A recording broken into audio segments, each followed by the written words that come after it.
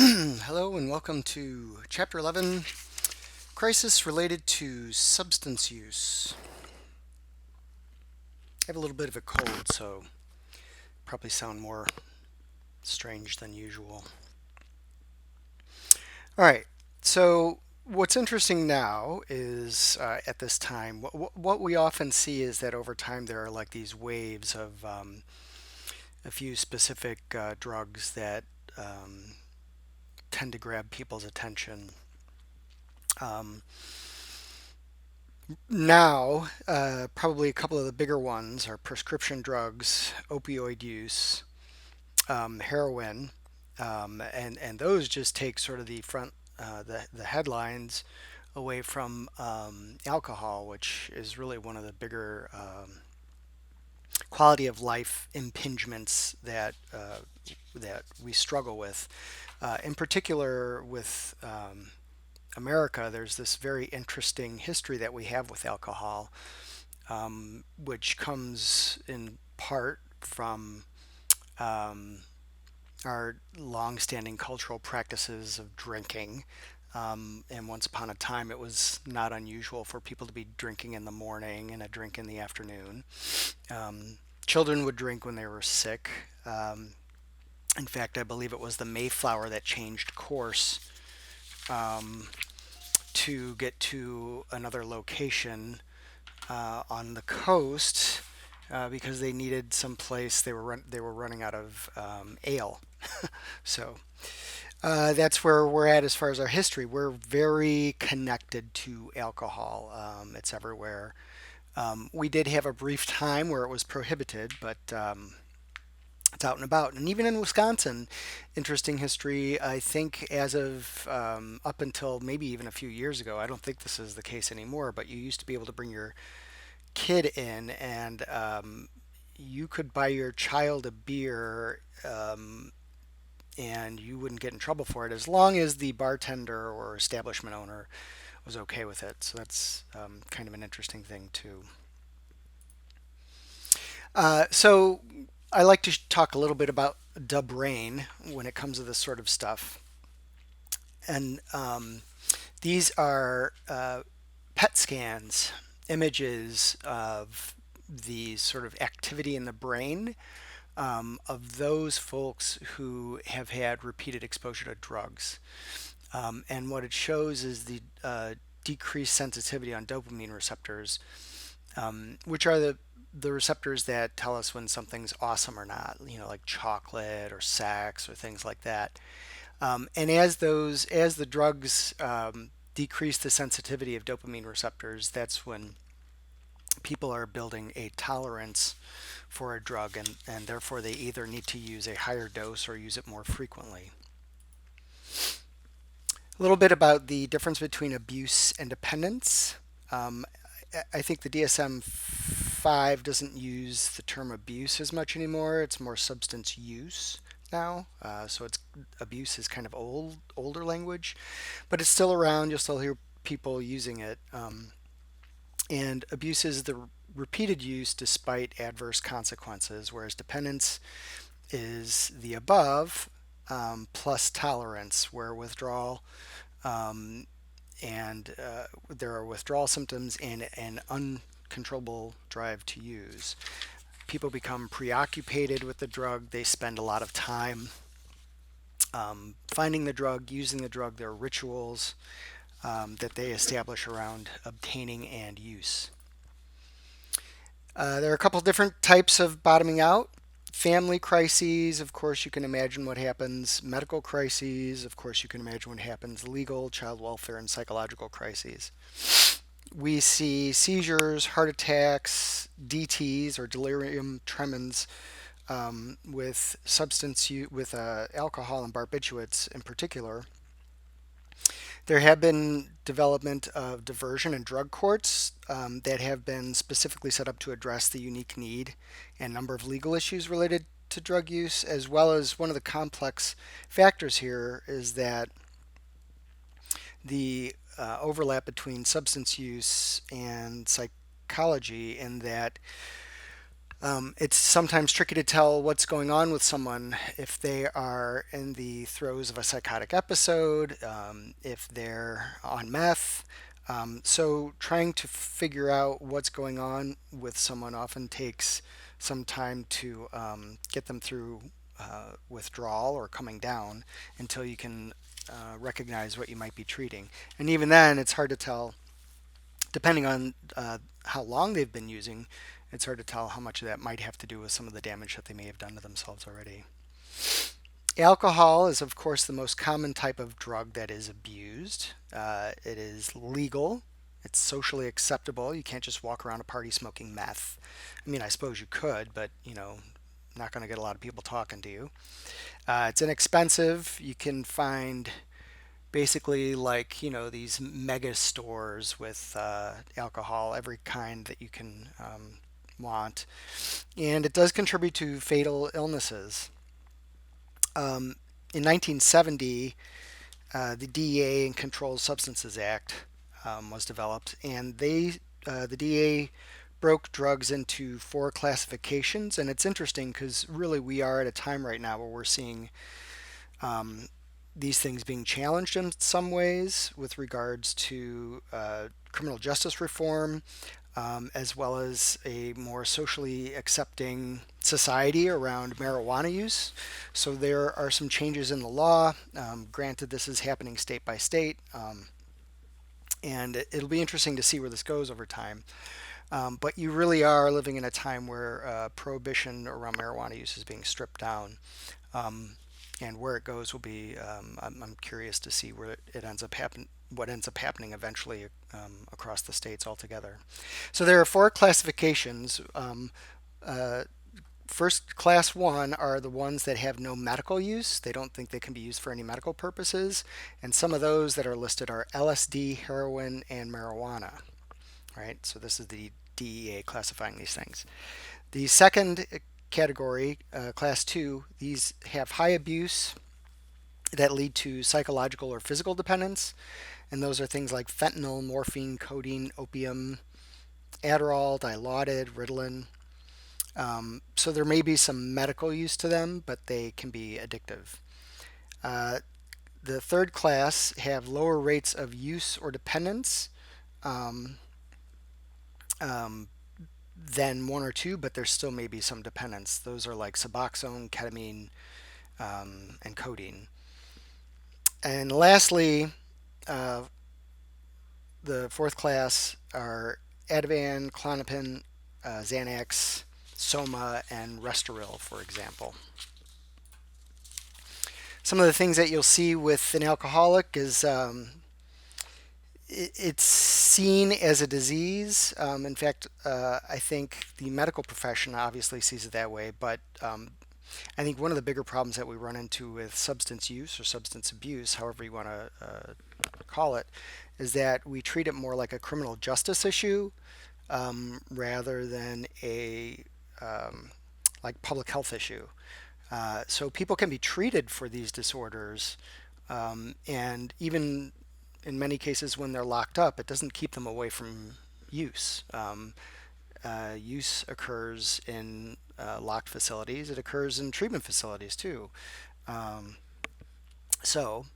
when it comes to alcoholism, we suspect that dependence is likely somewhere between 50 to 60% genetically determined.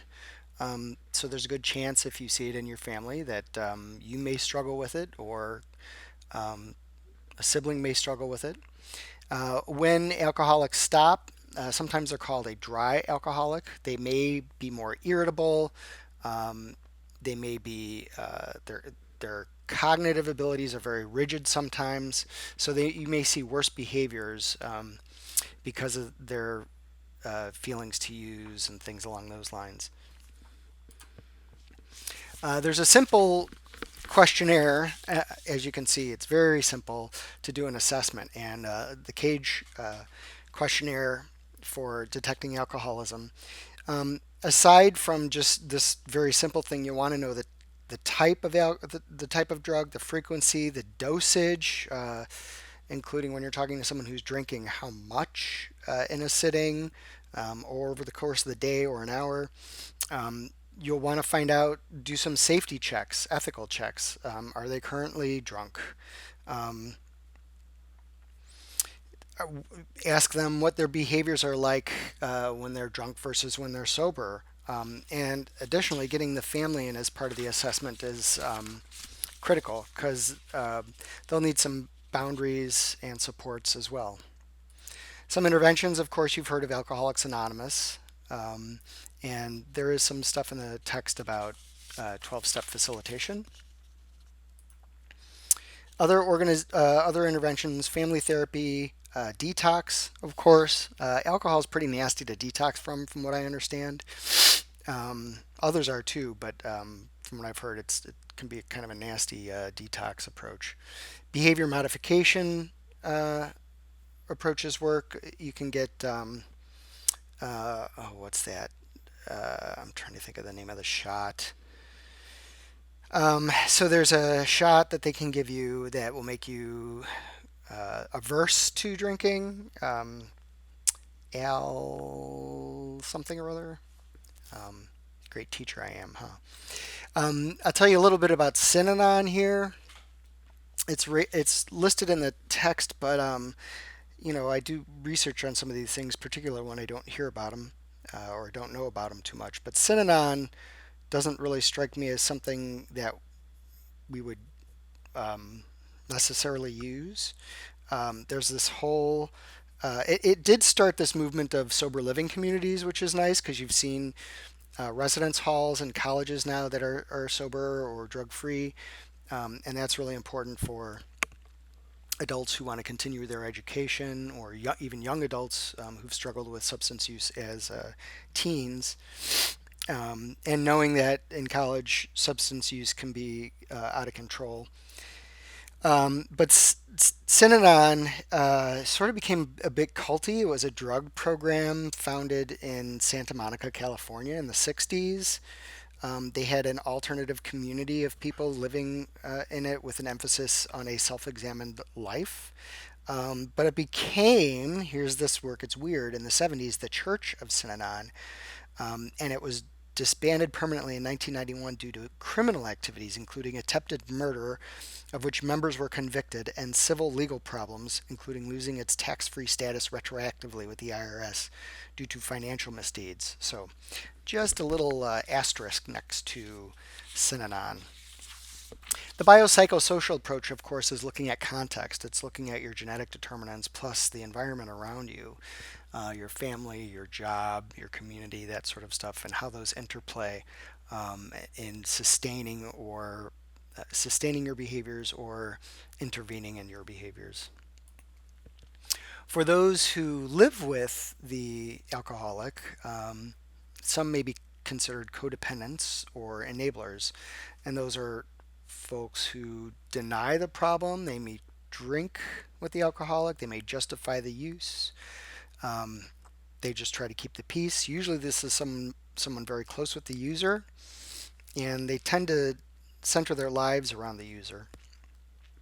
In the text, there's a little box that talks about the defense mechanisms of the codependent, and I think that'd be a good thing for you to read through and be familiar with. Um, the text also lists suggestions on how to empower the enabler, like do not nag, don't preach, don't appeal to the user through the use of guilt, don't expect immediate or instant recovery. In fact, there are these approaches that are more common now called harm reduction approaches. And some people have problems with that because a harm reduction approach isn't about necessarily stopping, but reducing the likelihood of something bad happening. So, for example, if someone comes to you and they've been drinking a 6 pack a night, and then over time they're drinking just 3 or 4 a night, that might be something very positive. But there's a branch of those who treat folks with substance use disorders who are not big fans of harm reduction, that they feel like you should be off of the drug altogether, and they feel like it's a bit more codependence. So in terms of treatment with the codependence, An educational approach, of course, support and empowerment. And there are also 12-step groups that are helpful for those who are close to the abusers, that can help them kind of be feel not like they're so isolated in their struggles as well. A little bit about speed. Cocaine comes from the coca bush, and in terms of means of ingestion, sniffing, snorting, injecting, smoking. As of 2008, 36 million Americans had tried cocaine. It is short lived exhilaration with initial euphoria. Oops. Show you a little bit about what goes on with the brain on cocaine. Death caused by too much cocaine is not uncommon. Cocaine can cause large increases in blood pressure that may result in bleeding of the brain. Constriction of the blood vessels in the brain can also cause a stroke. An overdose of cocaine can cause breathing and heart problems that could result in death. And if you're old like me, you may remember Len Bias. He was a University of Maryland basketball player in the mid 80s who died. I think he died on the court, actually. And comedian John Belushi, who also died from what I think they call a speedball, which is a cocaine heroin mixture, and that was in 1982. People under the influence of cocaine do not often feel the need for food or sleep. They feel energetic and may talk a lot. Of course, depending on their environment and their dosage and the manner in which it's taken, cocaine can have adverse effects such as violent, erratic behavior, dizziness, paranoia, insomnia, convulsions, and heart failure. Longer term effects can include strokes, heart attacks, seizures, loss of memory, and decrease of learning capability. Nice. So we talked a little bit about dopamine before.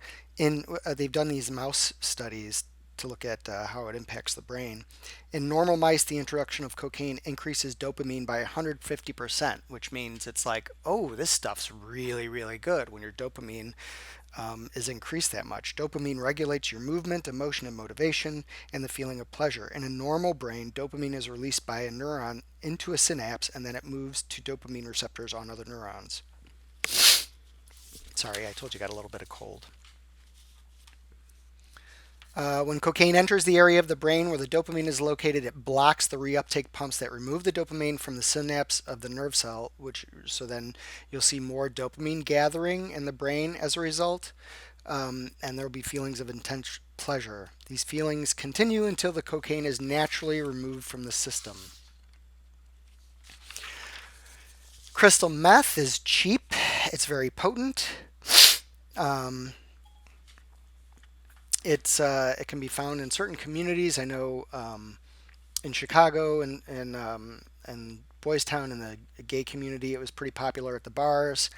Um, it's pretty popular in rural areas. So in large part because it can be made in someone's house, although very dangerous.